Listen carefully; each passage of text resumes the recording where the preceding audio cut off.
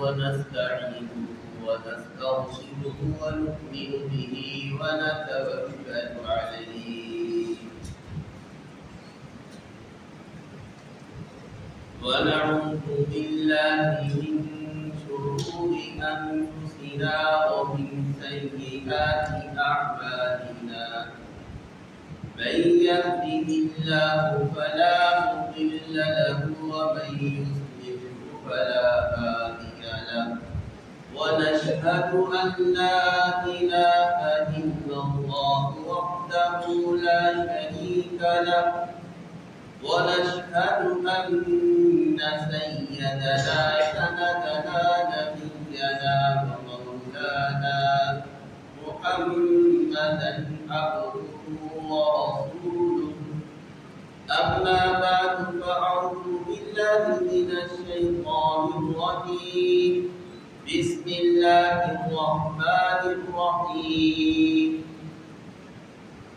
يا أيها الذين آمنوا اتقوا الله وذروا ما بقي من الربا إن كنتم مؤمنين فإن لم تفعلوا فأذنوا بحرب من الله ورسوله صدق الله العظيم وصدق رسوله النبي الكريم ونحن على ذلك لمن الشاكرين والحمد لله رب العالمين. میرے محترم سامعین کرام، السلام علیکم ورحمۃ اللہ وبرکاتہ۔ آپ حضرات نے خبروں میں میڈیا پر ایک مشہور خبر سنی کہ 26ویں ترمیم اس آئین پاکستان میں کی گئی ہے۔ 20 اکتوبر کو قومی اسمبلی میں 26ویں ترمیم پیش کی گئی، اکثریت کے ساتھ اس کو قبول کیا گیا۔ اس ترمیم کے اندر بہت سی باتیں قانون کی نئے داخل کی گئی۔ ان میں اکثر باتیں وہ ہیں جو ملک کے انتظامی معاملات کی ہیں، ان میں سے ججوں کا تقرری، ان کے اختیارات اور ان کی مدت کا تذکرہ۔ اور اس ترمیم کے اندر ایک بات جو قابل اہم ہے بلکہ مبارکباد کے قابل ہے وہ یہ کہ اس ترمیم کے اندر سود کو ختم کرنے کا آئین کے اندر حصہ بنا دیا گیا ہے کہ لازمی امر ہے کہ ملک سے سود کو ختم کیا جائے۔ اب اس کے خلاف کوئی اسٹے نہیں آئے گا، کوئی اپیل دائر نہیں ہوگی۔ 2028 تک مہلت دی گئی ہے ملک کے تمام اداروں کو کہ وہ اپنا نظام اسلام کے اصولوں کے مطابق بنا لیں۔ الحمدللہ ہمارے بینکنگ جو اس وقت کسی بھی ملک کی معیشت کا اہم کردار، ریڑھ کی ہڈی، وہ بینکنگ کا نظام ہوتا ہے، اور یہ بینکنگ کا نظام سود کے اوپر تھا، اور اس سود کے اوپر ہونے کی وجہ سے امیر تر ہوتا جا رہا ہے اور غریب تر ہوتا جا رہا ہے۔ یہ آج کل آپ نے دیکھا معیشت کا پہیہ بڑا سلو ہو گیا ہے، مارکیٹوں میں گاہک نہیں، روپیہ پیسہ مارکیٹوں میں نہیں ہے، کسٹمر نہیں ہے۔ اس کی بنیادی وجہ کیا ہے؟ اس کی بنیادی وجہ یہ ہے یہ ملک کا پیسہ چند ہاتھوں کے اندر ہے۔ جب وہ اپنا پیسہ کھینچ لیتے ہیں، مارکیٹ سے پیسہ غائب، گاہک غائب، لوگوں کی آمدن کم ہو گئی، دکاندار مال لگا کر بیٹھے ہیں، کوئی کسٹمر نہیں ہے۔ یہ چند لوگوں کے ہاتھوں میں یہ پیسہ آ کیسے گیا؟ یہ پیسہ ان لوگوں کے ہاتھوں میں آیا ہے سود کے نظام کی وجہ سے۔ سود کے نظام کی وجہ سے یہ پیسہ ان لوگوں کے ہاتھ میں آیا جس کی وجہ سے ان کی مارکیٹ میں اجارہ داری قائم ہو گئی. وہ جب چاہتے ہیں، جس وقت چاہتے ہیں، کسی بھی چیز کو بدل کر دیتے ہیں اور کسی بھی چیز کا ریٹ اوپر کر دے، کسی چیز کا ریٹ نیچے کر دے. یہ ان لوگوں کی اجارہ ہے. اور کیسے قائم ہوئی؟ یہ سود کے نظام کی وجہ سے قائم ہوئی ہے. اللہ تعالیٰ نے ایسے ہی نہیں سود کی سخت ترین مذمت کی ہے. شاید کہ شرک کے بعد اگر کسی گناہ کی اللہ نے سخت الفاظ کے ساتھ مذمت بیان کی ہے وہ سود کی ہے. حالانکہ شراب پینا، خنزیر کھانا، جھوٹی قسمیں، زنا بڑے بڑے گناہ ہیں، لیکن ان گناہوں پر ایسے الفاظ میں اللہ نے وعید نہیں بیان فرمائی جن الفاظ کے ساتھ اللہ نے سود کی حرمت کو بیان کیا ہے. وعید ارشاد فرمائی ہے. چنانچہ خطبہ کے اندر وہ آیت کریمہ پڑھی گئی، یا ایھا الذین آمنوا اتقوا اللہ. پہلا حکم یہ کہ اللہ سے ڈرو. بھئی اللہ سے کیسے ڈرے؟ فرمایا وَذَرُوا مَا بَقِیَ مِنَ الرِّبَا إِن كُنتُم مُؤْمِنِینَ. جو باقی ماندہ سود ہے لے دے کے وہ سارے معاملے ختم کر دو اگر تم ایمان والے. فَإِن لَّمْ تَفْعَلُوا، اگر تم ایسا نہیں کرتے، سود کو معاشرے سے ختم نہیں کرتے، اپنے نظام کو ختم نہیں کرتے، فَأْذَنُوا بِحَرْبٍ مِّنَ اللَّهِ وَرَسُولِهِ، تو اللہ کی طرف سے اور اس کے رسول کی طرف سے اعلان جنگ کا اعلان سنو. جنگ کا اعلان سنو. اندازہ کرے اللہ نے جہنم نہیں ارشاد فرمائی، فرمایا اعلان جنگ ہے، میری تمہاری دشمنی ہے، میں تم کو نیست و نابود کروں گا. ظاہر ہے اللہ رب العالمین ہے، ادھر اللہ کے نافرمان بندے ہیں.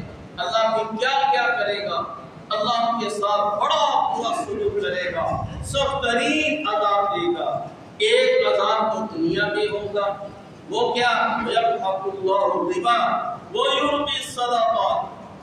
ایک عذاب یہ ہوگا، اللہ سود کے مال کی وجہ سے اللہ سود کے مال کو گھٹائے گا اور صدقات کو اللہ بڑھائے گا.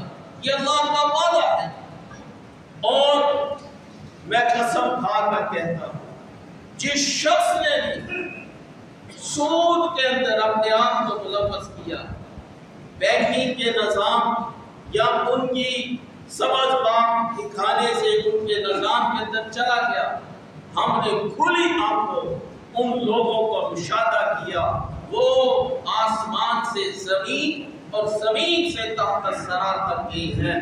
سب کچھ تباہ ہو گیا، بک گیا، ڈیفالٹر ہو گئے. نشانے عبرت بات کے مارکیٹوں میں کوئی بڑے گناہ ان کے نہیں تھے سوائے اس بات کی وہ سود کا لین دین کرتے.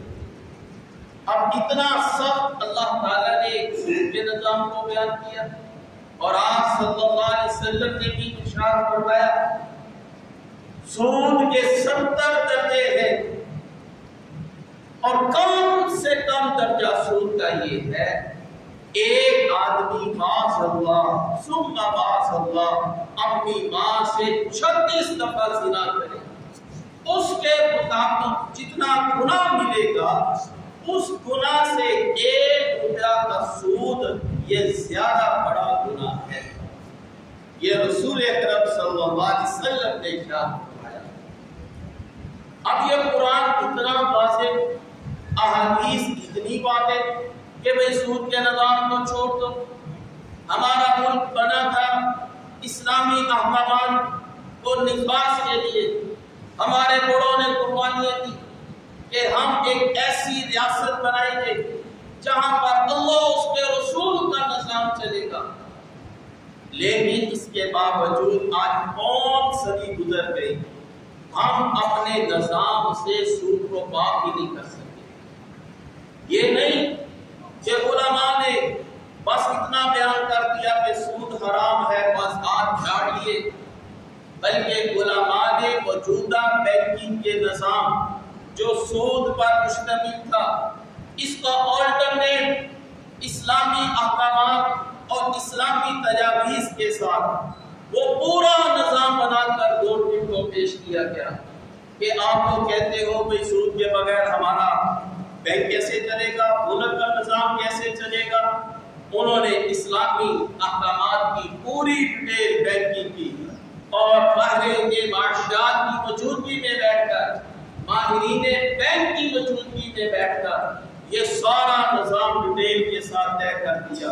چنانچہ سب سے پہلا اسلامی بینک المیزان بینک بنا، وہ اسی لیے تھا کہ وہ دکھایا جا سکے کہ اسلامی نظام کے اوپر بھی بینک چل سکتا ہے۔ چنانچہ اس کے لیے گورنمنٹ کے اندر بینچ مقرر کیے گئے ججوں کے کہ وہ ان نظام کو دیکھے اور اس سود کو ختم کرے۔ لیکن جب کوئی فیصلہ آنے کا وقت ہوتا، اپیلیں دائر ہو جاتی، سٹے آ جاتا اور ججوں کو معطل کر دیا جاتا، جو فعال جج ہوتے سود کے نظام کو ختم کرنے کے بغیر وجہ کے، بغیر کسی عذر کے، بس ان کو معطل کر دیا جاتا، جس کی وجہ سے آج 5 صدی ہماری گزر گئی، لیکن بینکنگ کا نظام ہم اپنے ملک سے سود کا نظام ختم نہیں کر سکے۔ اور اب جو قانون پاس ہوا، ترمیم ہوئی، اس ترمیم کے اندر جہاں بہت سی دوسری باتیں شامل کی گئی قانون کے اندر، وہاں یہ بات بھی شامل کر دی گئی قانون میں کہ اب ملک سے سود کا خاتمہ یقینی بنے گا اور اب کوئی بھی اپیل دائر نہیں ہوگی اور کوئی بھی جو اسٹے نہیں لے کر آ سکے گا۔ 2028 تک مہلت دے دی گئی ہے کہ اب 2028 تک یہ سب نظام کو ختم کر دیا جائے گا اور اس کے بدلے میں اسلامی نظام دے کر آئے گا۔ اب یہ جو بینکنگ کے اندر لین دین ہوتا ہے، ہم بینک کے اندر اکاؤنٹ کھلاتے ہیں، چاہے سیونگ ہو چاہے کرنٹ ہو، یہ جو ہمارا پیسہ بینک میں جاتا ہے یہ قرض ہے، اور اگر سیونگ اکاؤنٹ ہے اس قرض کے اوپر بینک ہمیں نفع دیتا ہے، چاہے وہ پرسنٹیج کے ساتھ دے، چاہے وہ اس کے اندر اونچ نیچ ہوتی رہے کہ نہیں، کبھی ہم پرافٹ بڑھا کر دیتے ہیں، کبھی کم کر کے دیتے ہیں، ہر صورت میں وہ سود ہے۔ کیسے سود ہے؟ رسول اکرم صلی اللہ علیہ وسلم کی یہ حدیث ذہن میں رکھ لیں۔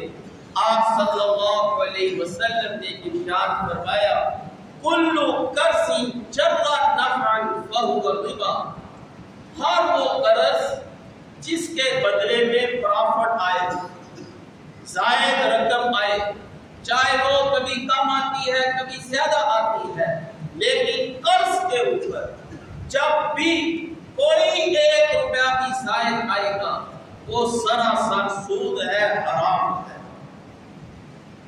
اور جب یہ ڈیفینیشن سود کی گئی کہ سود تو کہتے ہیں کہ قرض کے اوپر پرافٹ کو، زائد رقم کو سود کہتے ہیں، اب یہ آگے دنیا کے تعلیم یافتہ لوگ، انہوں نے پہلا اعتراض یہ کیا، یہ جو سود حرام قرار دیا گیا یہ وہ سود تھا جو نبی علیہ السلام کے دور کے اندر تھا، اور وہ کیسا سود تھا؟ وہ ایسا سود تھا کہ کسی کے گھر میں میت پڑی ہوئی ہے، دفنانے کے پیسے نہیں ہیں اور اس کو کوئی فریق پیسہ نہیں دے رہا، وہ قرض لیتا تھا جس کے گھر میں کھانے کو کچھ نہیں تھا، فاقے تھے، اس کو کوئی پیسہ نہیں دے رہا تھا، وہ قرض لیتا تھا، اس کے قرض کے اوپر پرافٹ لیا جاتا تھا، وہ سود تھا ممنوع۔ لیکن ہم لوگ جو بینکوں کے اندر سود کا کام کرتے ہیں، قرض دیتے ہیں، ہمارا کام کیا ہے؟ فیکٹریوں کو سود دینا، ماہ قرض دینا اور بڑے بڑے کاروباری لوگوں کو قرض دینا۔ وہ لوگ قرض لے کر اپنا کاروبار کرتے اور کاروبار کرنے کے بعد ان کو جو پرافٹ ہوتا ہے وہ کچھ ہمیں دیتے ہیں، کچھ ادھر رکھ لیتے ہیں۔ یہ تجارتی، یہ کمرشل لون ہے، اور تجارتی یہ سود نہیں ہوتا۔ وہ مجبور تھے، یہاں کوئی مجبوری نہیں، یا کسی کے گھر میں کوئی فاقے نہیں، کوئی بھی ایسا نہیں ہے جو لاچار ہے، یا مالدار لوگ آتے ہیں اور قرض لیتے ہیں، اور اس وجہ سے نبی صلی اللہ علیہ وسلم کے دور میں قرآن اس قرض کو حرام کیا۔ یہ تجارتی کمرشل انٹرسٹ ہے، یہ حرام نہیں ہے۔ یہ پہلا اعتراض کیا گیا، علماء نے اس کا جواب بڑے خوبصورت انداز میں دیا۔ ایک عقلی جواب ہے اور ایک صحیح جواب۔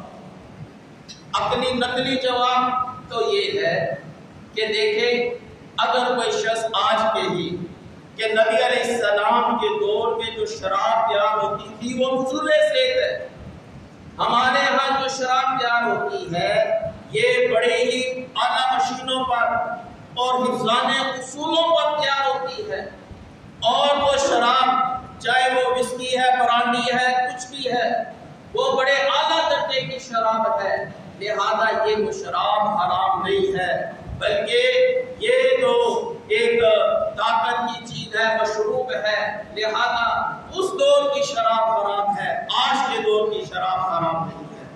آپ کیا کہیں گے؟ بھائی شراب کہتے ہیں وہ مشروب جو نشہ آور ہو، اس کے پینے سے نشہ آتا ہو، وہ شراب ہے، چاہے وہ نبی علیہ السلام کے دور کی ہے، چاہے وہ برانڈڈ شراب ہے، وہ شراب جہاں شراب پائی جائے گی وہ حرام ہے۔ جیسا کہ کوئی شخص کہہ دے کہ آپ صلی اللہ علیہ وسلم کے دور کے خنزیر یہ گندگی کھاتے تھے، اور آج تو خنزیر کی بڑی فارمنگ ہوتی ہے اور ان کو بڑے انجیکشن لگائے جاتے ہیں، صاف ستھرے ماحول میں رکھا جاتا ہے، یہ خنزیر حرام نہیں ہے، وہ خنزیر حرام تھا۔ آپ کہیں گے بھائی جس جانور کے اوپر خنزیر کا اطلاق ہوتا ہے، چاہے وہ پاک صاف ہے، چاہے وہ نہیں ہے، چاہے گندگی کھاتا ہے یا گندگی نہیں کھاتا، تو وہ حرام ہے۔ ایسے سود بھی ایسا ہے کہ سود کہتے ہیں قرض کے اوپر پرافٹ لینے کا نام، یہ سود ہے۔ جب یہ قرض کے اوپر پرافٹ لینے کا نام سود ہے، چاہے وہ نبی علیہ السلام کے دور کا ہو، چاہے وہ تجارتی دور کا ہو، وہ سود ہے۔ اور یہ ہم لوگوں کے ذہنوں میں بیٹھا ہوا ہے کہ وہ لوگ مجبور ہو کر قرض لیتے تھے، یہ بات بھی غلط ہے کہ مجبور ہو کر قرض لیتے تھے، بلکہ اگر آپ تاریخ کا مطالعہ کریں تو یہ بات آپ کو معلوم ہوگی، اس دور کے اندر تجارت کی جتنے طور طریقے پائے جاتے تھے، آج کے ترقی یافتہ دوروں میں ان تجارتوں کے تمام طریقے، ان کے خیالات وہ نبی علیہ السلام کے دور کے اندر بھی پائے جاتے ہیں۔ مثلا آج معیشت یہ کہتی ہے جوائنٹ اسٹاک کمپنی، یہ 2020ویں صدی کی ایجاد ہے، مانا کہ 20ویں صدی کی ایجاد ہے۔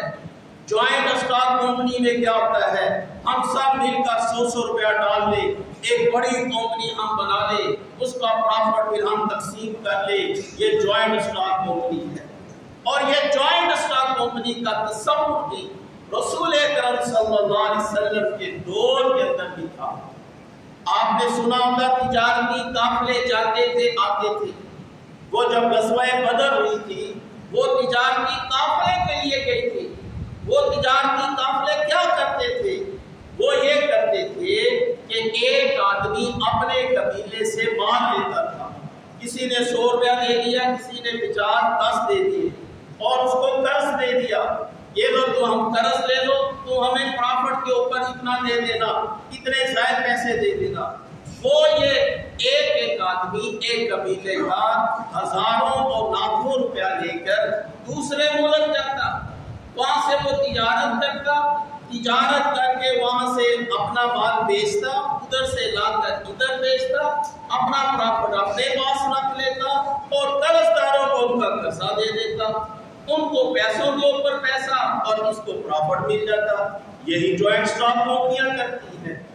ہم لوگ سمجھتے تھے یہ بینکنگ کا نظام یہ آج کے دور کی پیداوار ہے. اگر آپ تاریخ پڑھیں حضرت زبیر بن عوام رضی اللہ تعالیٰ عنہ وہ اپنی ذات کے اندر پورا ایک بینک تھے. ان کے پاس لوگ امانتیں رکھواتے. وہ جو بھی امانت رکھنے کے لیے آتا وہ اس سے کہتے بھائی یہ تم مجھے قرض دے دو تاکہ تمہارا یہ ادائیگی مجھ پر لازم ہو جائے. وہ ان کو قرض کی نیت کر لیتا. تو ان کے بیٹے حضرت عبداللہ بن زبیر وہ فرماتے ہیں جب میرے والد فوت ہوئے تو میں نے ان کے قرض کا حساب لگایا وہ 22 لاکھ دینار تھا. اب وہ 22 لاکھ دینار کیا تھا؟ وہ اپنی ذات کے اندر ایک بینک تھے. وہ خود پیسہ قرض بنا لیتے اور خود کاروبار کرتے اور جو مانگنے کے لیے آتا اس کو پیسہ دے دیتے. تو وہ اپنی ذات کے اندر وہ پورا ایک بینک تھے. لہذا یہ کہنا کہ اس دور کے اندر جو قرض تھے وہ قرض ایسے تھے کہ جو بھوک اور افلاس کی بنیاد پر لیے جاتے تھے یہ 100% غلط ہے.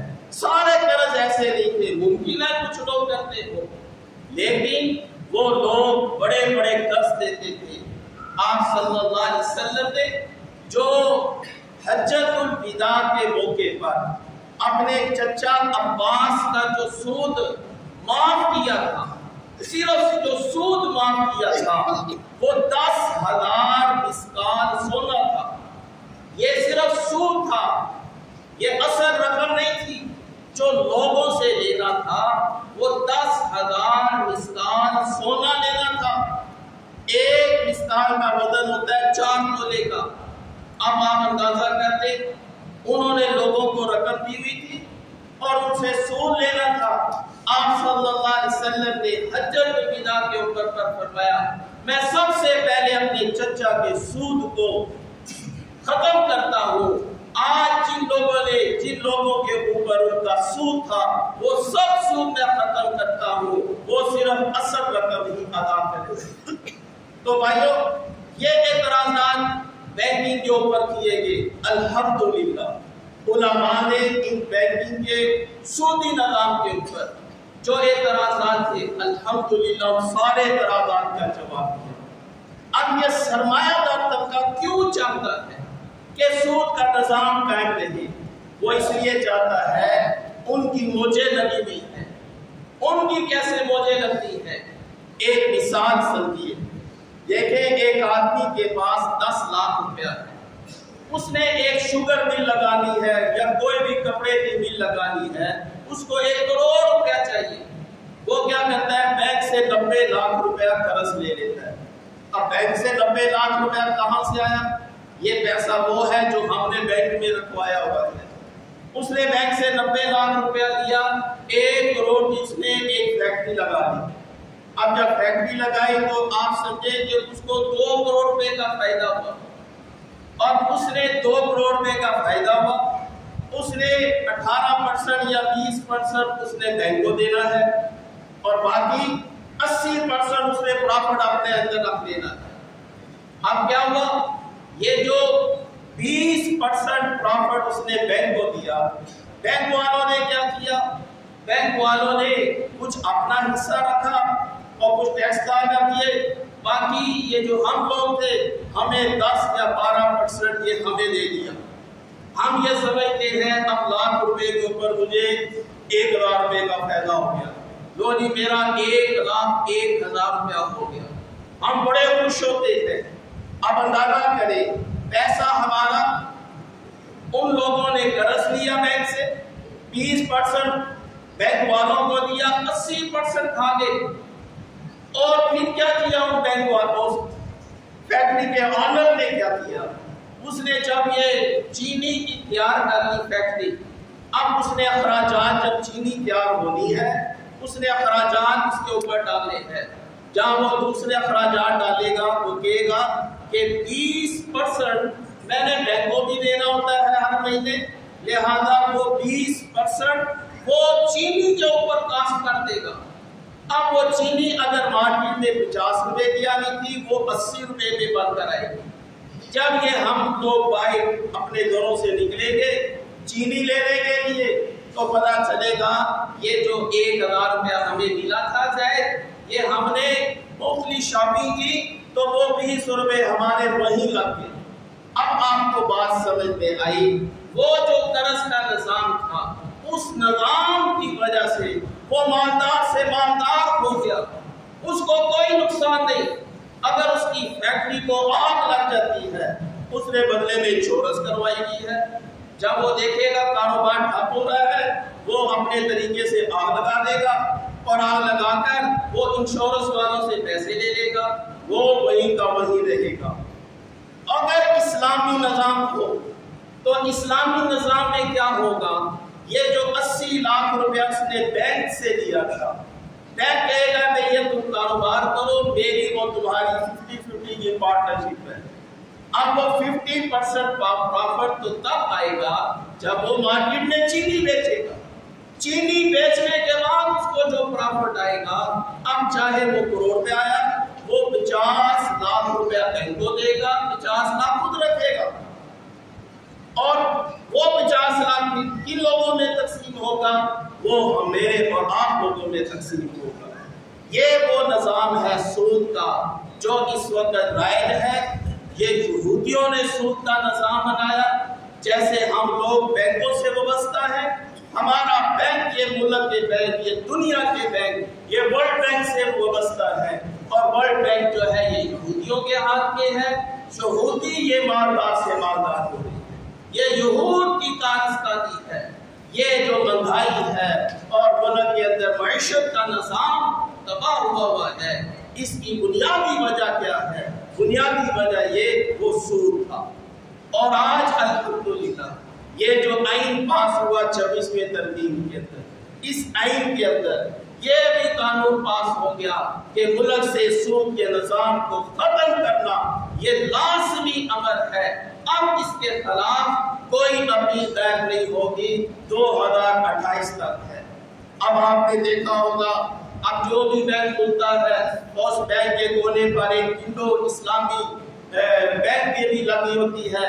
اب یہ تمام بینکوں کو حتیٰ کہ تمام انشورنس اور تمام ملکی ادارے یہ کوئی بھی سود کا کام نہیں کریں گے، اور اس کے مقابلے میں اسلام کا جو نظام ہے معیشت کا، اور اسلام نے ظاہر جب سود کو حرام کیا ہے تو اس کے مقابلے میں تجارت کا نظام بھی لے کر آیا ہے، تو اس نظام کو وہ رائج کریں گے تو انشاءاللہ تعالی یہ ملک بھی ایسا بنے گا، دنیا کا واحد ملک بنے گا جس کے قانون کے اندر سود کی حرمت کا اعلان ہے اور آئین پاس ہے، اور انشاءاللہ تعالی ہمارا ملک بھی ترقی کی منزلوں پر چلے گا۔ اللہ سے دعا ہے کہ اللہ تعالی ہمیں باتوں پر